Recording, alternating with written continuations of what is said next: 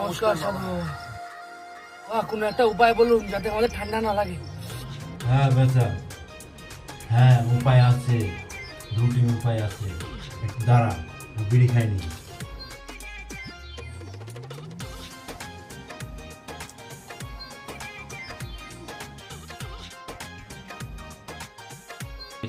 তো বাচ্চা, দুটি উপায় আছে। একটা আদা দিয়ে চা আর দুই 20 বছরের সাধনা। তোমরা কোনটা চাও বলো, ভেবে চিনতে বলো তোমরা। সাধনা কি করে?